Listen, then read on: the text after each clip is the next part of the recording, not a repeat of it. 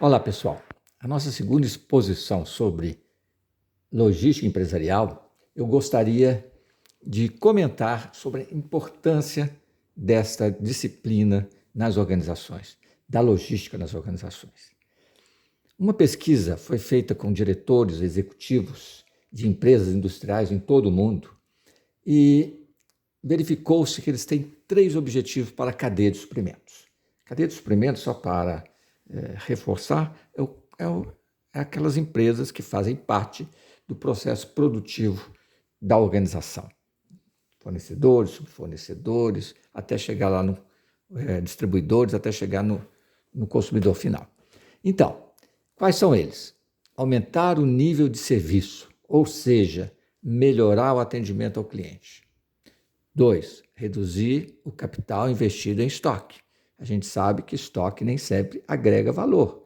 Ao contrário, muitas vezes agrega custo. Custo de armazenagem, custo de manutenção do estoque, custo com perdas, custo com obsolescências, custo com impostos, enfim, há uma série de custos que a gente tem aqui lá. Enquanto eu estou investindo em estoque, às vezes eu poderia usar esse dinheiro para investir, por exemplo, num processo aumentando minha capacidade produtiva. Muito bem. A outra é reduzir o custo de produção e da distribuição. Só que a gente sabe que esses objetivos podem ser muito conflitantes. Como é que você aumenta o nível de serviço, melhora o atendimento, reduzindo estoque? E como é que você reduz o custo de produção com baixo nível de estoque? As coisas podem ficar bastante complicadas. Vamos ver esse quadrinho que a gente a seguir, que exemplifica bem essa nossa questão. Então vamos lá. Vamos pegar primeiro os objetivos da organização. Nós vemos aqui: investimento em estoque baixo, serviço a cliente, flexibilidade ao cliente alta e custo de produção baixo. É isso que a gente quer. Tá certo? Muito bem.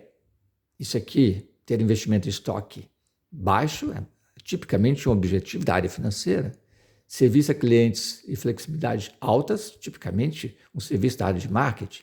E um custo de produção deve ser uma constante preocupação dos gestores da área de produção, para ser, inclusive, mais competitivos. Se a gente tivesse uma visão puramente de produção, a gente ia querer ter grandes lotes de produção. Porque quando eu tenho um grande lote de produção, eu programo uma coisa só por um bom período de tempo, aí eu não preciso fazer setup, e aí eu posso reduzir o meu custo de produção. De fato, se você tem grande lote de produção, você reduz o seu custo de produção.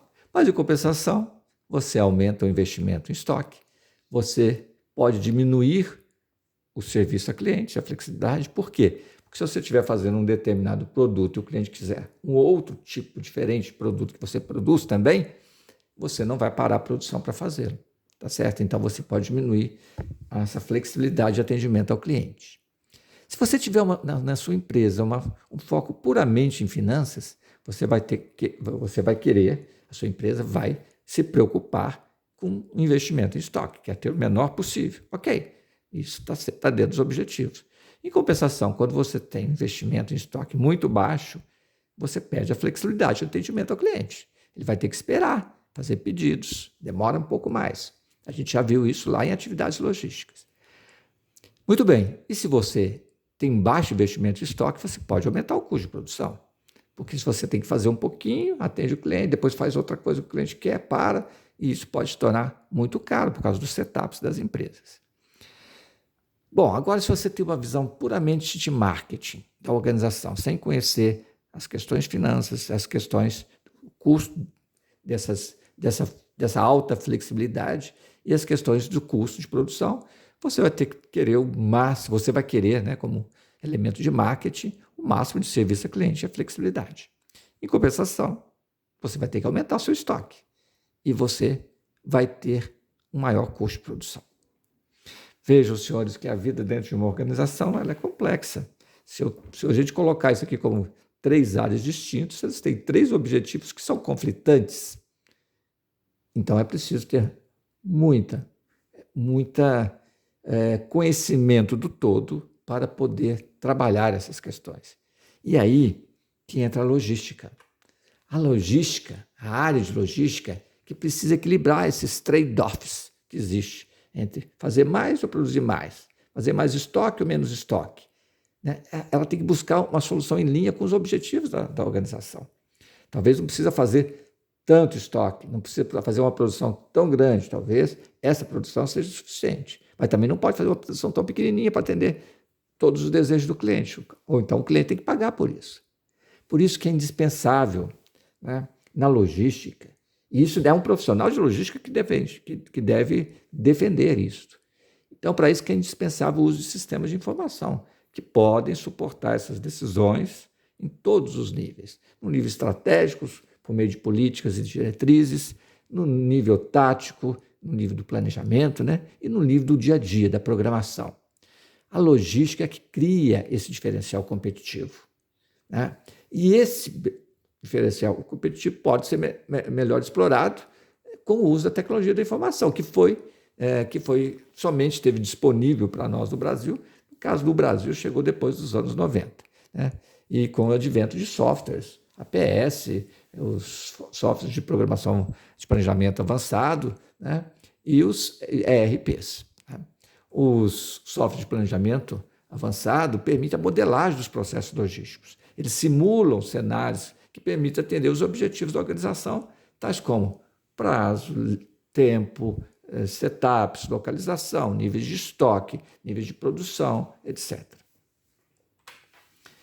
Então, a logística, ela tem esse diferencial competitivo. Uma logística bem aplicada dentro da organização, ela pode promover uma diferenciação de serviços, porque logística é um serviço, né? Em termos de disponibilidade de bens, de agregação de valor aos serviços que são perceptíveis aos clientes, um diferencial de custo, né? Você aumentar a eficiência do seu processo de produção, de distribuição, um diferencial de retorno ao negócio, dando mais eficácia ao processo. O pressuposto é que não se pode esperar que produtos bons sempre vendem, nem é aceitável que o sucesso de hoje continuará no futuro. Olha que interessante. O sucesso de hoje não garante sucesso futuro, porque as coisas são mutáveis, né? As coisas mudam, por isso que nós temos que ter uma questão de flexibilidade, que é a nossa capacidade de nos adaptarmos à mudança. E o foco de atuação é o cliente. É pensar no foco do cliente. Não é pensar no foco, pensar no foco no cliente, não. É do cliente. Nós temos que colocar no lugar dele e ver o que gostaria que ele fosse. Porque preço, produto, promoção, eles podem ser facilmente copiados. Vejamos. Essa é uma figura que mostra bem isso. Esse market mix, né? Que é produto, preço, promoção e praça. E praça aqui, entrando a serviço ao cliente. Esse praça aqui, falando um pouquinho sobre o serviço logístico. O serviço logístico, que envolve praça, envolve estoque, envolve compras e vendas, envolve processamento de pedido, envolve armazenagem, envolve transporte, a combinação desses serviços todos, né, desse gerenciamento dessas atividades todos, especialmente se for integrada a logística dentro da organização, pode criar um grande diferencial competitivo.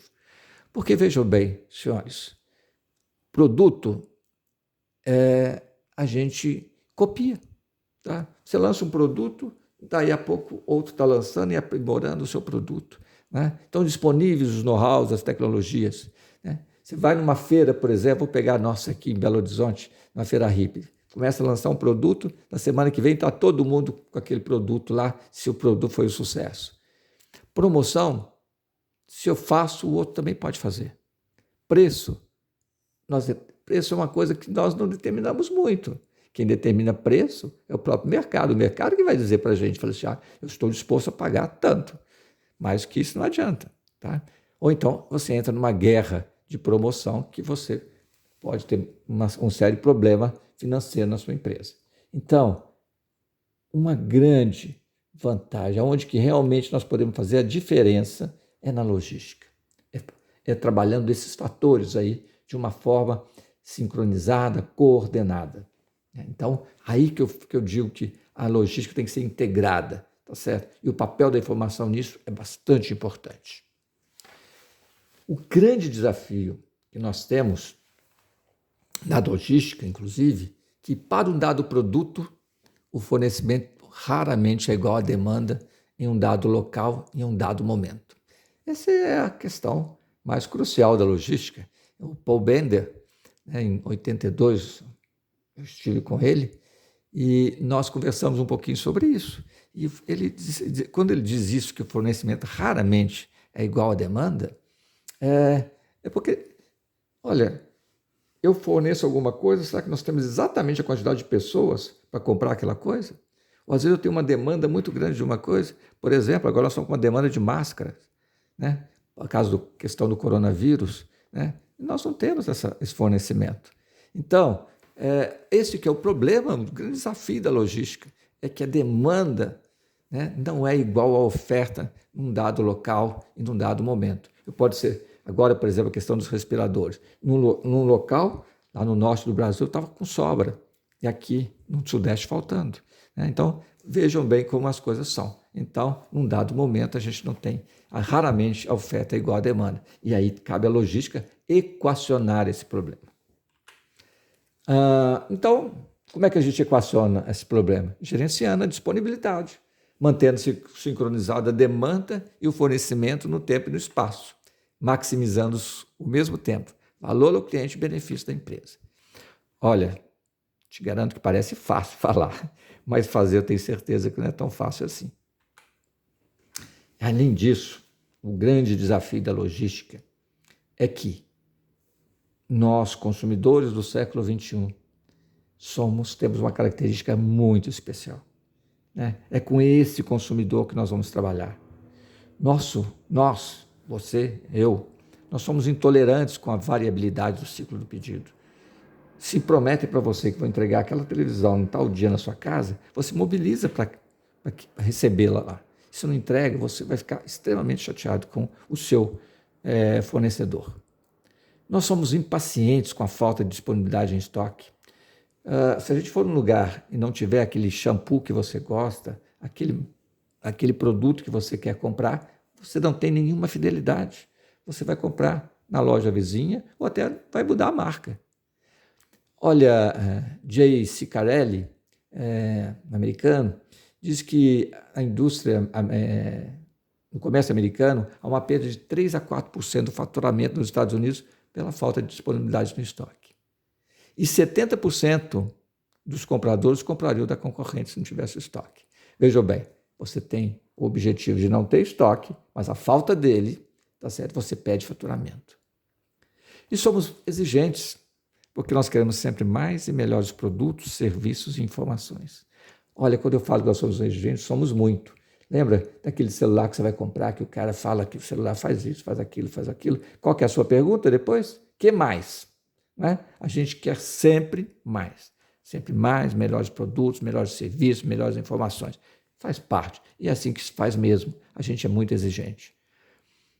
E somos imprevisíveis, né? Porque o cor, tamanho, estilo, o design, a gente decide na hora. A gente não sai preconcebido de que vai comprar isso, assim. A gente decide na hora.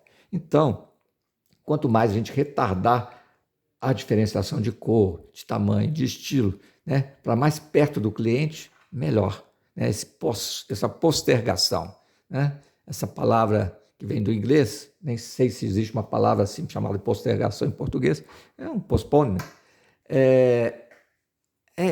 Mostra que a gente é muito imprevisível. Por exemplo, um exemplo típico que a gente tem aqui são as lojas de tintas, que hoje deixam para fazer a diferenciação na hora, né? No final lá, colocando, adicionando, para você ter aquela cor que você quis comprar. Muito bem. Assim a gente termina antes de entrar em infraestrutura, a gente termina a nossa segunda encontro aqui, digital. Muito obrigado.